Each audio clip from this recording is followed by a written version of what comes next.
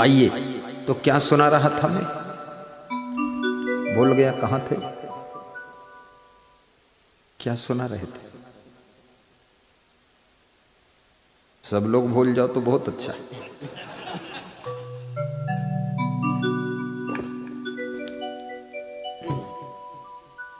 कौन सा प्रसंग था, कहां पर थे? चाहे जहां पर थे, जहां पर थे वहां पर थे, वहां पर हैं। चलो चालू करते हैं। को राम रसिक रस पियोगे, पियोगे जुग जियोगे, पियोगे जुग जियोगे। निगम रसाल चार फल लागे, तामे तीन समाई। एक दूर चाहे सब कोई, जतन जतन काहू बिरले पाई, जतन जतन काहू बिरले पाई। गए बसंत ग्रीष्म ऋतु आई, गए बसंत ग्रीष्म ऋतु आई। बहुर न तरिवर तर आवे, बहुर न तरिवर तर आवे। कहीं कबीर सुनो हो संत, कहीं कबीर सुफल तहि काय। जो यह पद अर्थावे, को राम रसिक रस पियोगे, पियोगे जुग जियोगे, पियोगे जुग जियोगे। सदगुरु कबीर साहब कहते हैं, निगम रसाल चारि फल लागे, तामे तीन समाई। वेद रूपी आम के वृक्ष में चार फल लगे हुए। वेदों का कबीर साहब ने कितना सम्मान किया, वेदों को आम का वृक्ष बताया। और वेद रूपी आम के वृक्ष में अर्थ धर्म काम मोक्ष ये चार फल लगे। चार में कबीर साहब कहते हैं कि तीन फल सामान्य फल है, अर्थ धर्म और काम। लेकिन चौथा जो मोक्ष फल है ये बहुत दूर लगा हुआ है, जिसको सभी चाहते हैं लेकिन कोई बिरले पाता है। अर्थ को धर्म से जोड़ा गया है और काम को मोक्ष से जोड़ा गया है। याद रखना, आप अगर धन कमाते हो, साथ में धर्म का ख्याल नहीं है, तो धन कमाने की अभिप्सा आपसे बहुत अपराध करा सकती है। लेकिन साथ में अगर धर्म को जोड़ दिया तो आप सत्कर्मों के द्वारा ही धन कमाएंगे। और दूसरी चीज, काम मोक्ष। अधिक कामनाओं के जाल में फंसा हुआ व्यक्ति यदि मोक्ष की अभिलाषा रखता है तो कामनाओं की जड़ों को धीरे धीरे ज्ञान के द्वारा कमजोर कर देता है और कामना के जाल से छूट करके मोक्ष गति को प्राप्त होता है। मोक्ष गति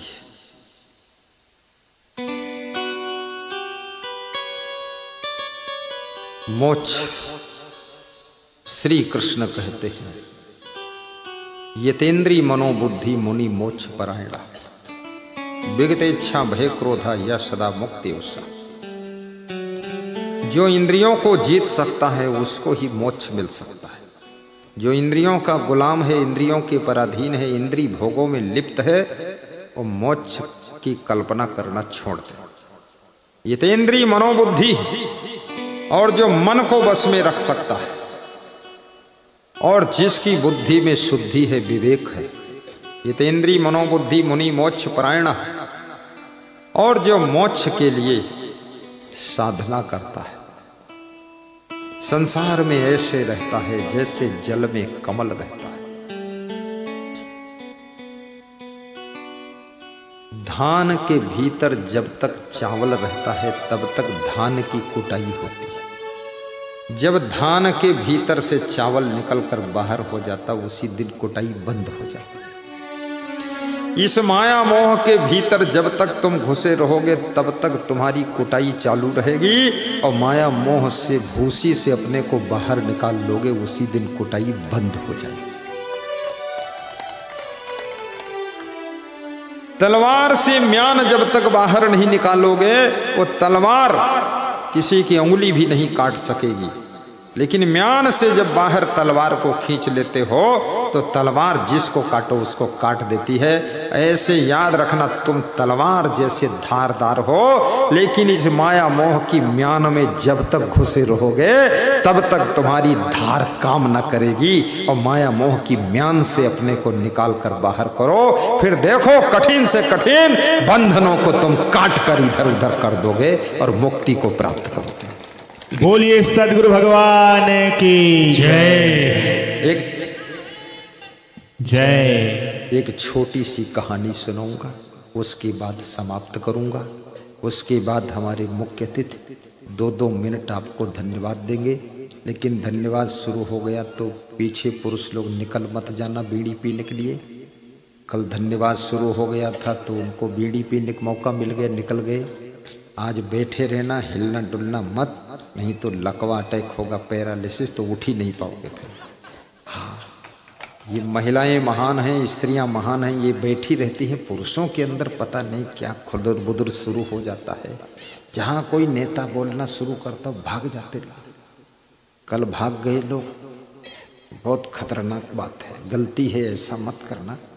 देखिए कोई बोल रहा है तो अतिथि आए हैं, ऐसा थोड़े कोई घंटे 2 घंटे बोलेगा कि बोलते रहेगा। तो 2 मिनट बोलेंगे नहीं, वो तो हम बुलवाएंगे इसलिए बोलेंगे, हम नहीं बुलवाएंगे तो नहीं बोलेंगे। तो मेरी इच्छा से वो बोल देंगे, नहीं तो बोलने के लिए आए नहीं, वो तो सुनने के लिए आए हैं, वो तो गुरु का आदर करने आए हैं।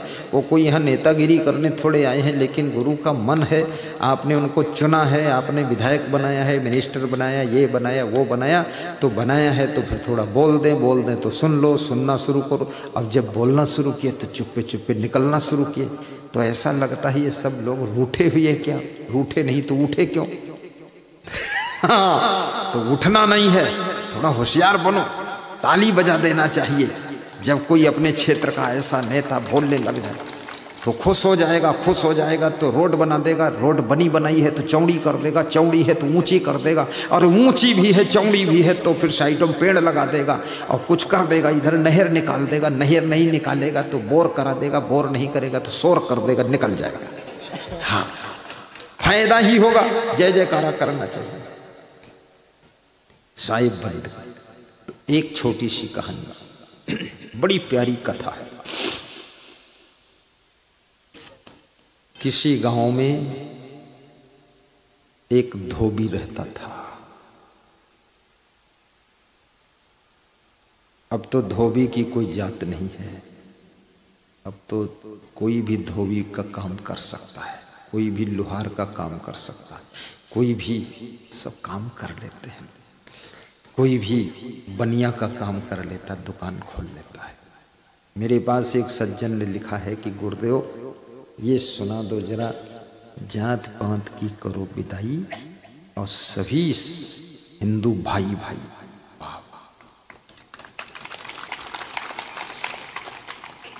सद्भावना समरसता समिति की ओर से ये सेंटेंस आया है, जात पात की करो विदाई।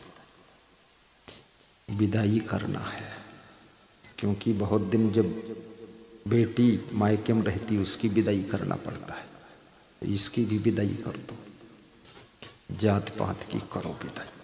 तो किसी गांव में धोबी रहता था। धोबी के पास में एक गधा था, और गधा तो गधा था ही, नामी गधा वो गधा था ही। तो गधा एक दिन रूठ गया। जितने गधे होते ना वो रूठते जल्दी है, और जो बहुत रूठता हो तो समझ लो बड़ा गधा है। और जिसके घर में लेडीज रूठे तो फिर गधी है, और गधा गधी की कमी भी नहीं है, सब जगह गधा गधी। 2 पैर के गधा ज्यादा खतरनाक होते, 4 पैर का गधा खाली लात मारेगा, 2 पैर का गधा तो इतनी बात मारेगा, ऐसी बाणी बोल देगा खतरनाक। रूठने से अपना सम्मान धीरे धीरे कम हो जाता है। इसलिए कहीं जाओ रूठा ना करो, प्रेम से अपने को एडजस्ट किया करो। एडजस्ट करना सीखो, पार्टी में भी एडजस्ट होना सीखो, घर में एडजस्ट होना सीखो, ससुराल में एडजस्ट होना सीखो, सेटल होना सीखो, आश्रम में एडजस्ट होना सीखो, अपनी कमियां दूर करना सीखो, मनमानी मत करो, इधर उधर मत करो, थोड़ा गम खाना सीखो, तसल्ली करना सीखो, संतोष करना सीखो, साधु बनो, सुधार करना सीखो। अरे साधु बन गया सुधरता नहीं है। माँ बाप को इंतजार था, महान बेटा पैदा हो गया, और बेईमान पैदा हो गया, चोर कहीं का।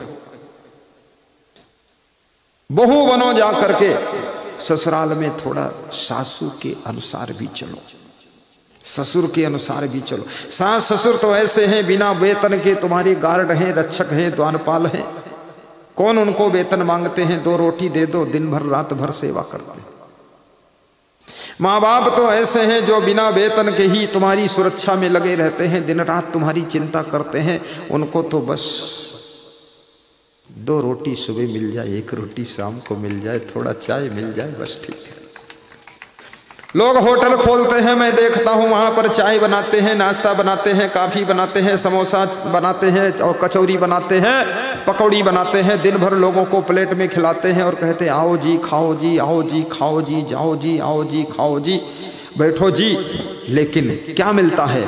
1 प्लेट पकौड़ी में मुश्किल से 5 रुपये का प्रॉफिट होता है, 1 चाय में मुश्किल से 2 रुपये का प्रॉफिट होता है। लेकिन जिस तुम्हारे माँ बाप ने 20 एकड़ जमीन दे दिया, 2 मकान बना करके दे दिया, इतनी सब व्यवस्था करके दे दी, ट्रैक्टर दे दिया, गाड़ी दे दिया, सबको दे दिया, लाड़ी लाकर दे दिया, अरे मूर्ख, करोड़ों की संपत्ति पा गया, उनको 1 चाय बनाकर नहीं पिलाना चाहते हो, उनसे ऐंठ पैंठ दिखाते हो। और होटल में कौन तुम्हारे हैं जिन्होंने 20 एकड़ जमीन दिया है? इनके गंदी प्लेटें धोते रहते।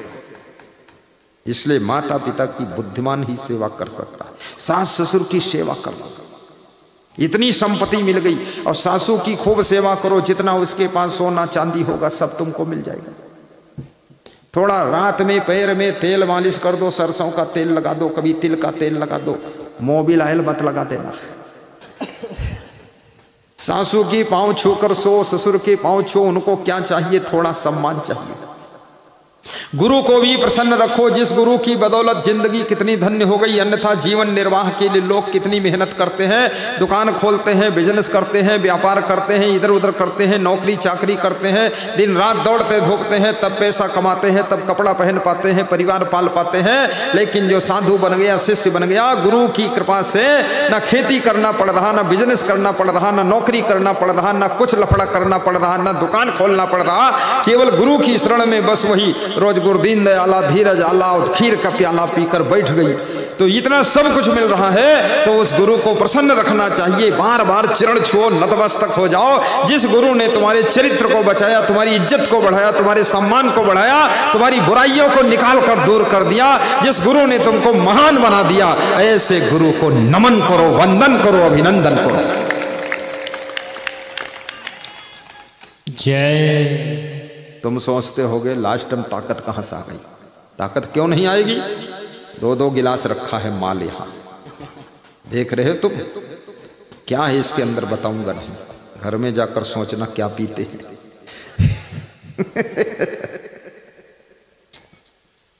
निर्मल जल है इसमें, निर्मल जल।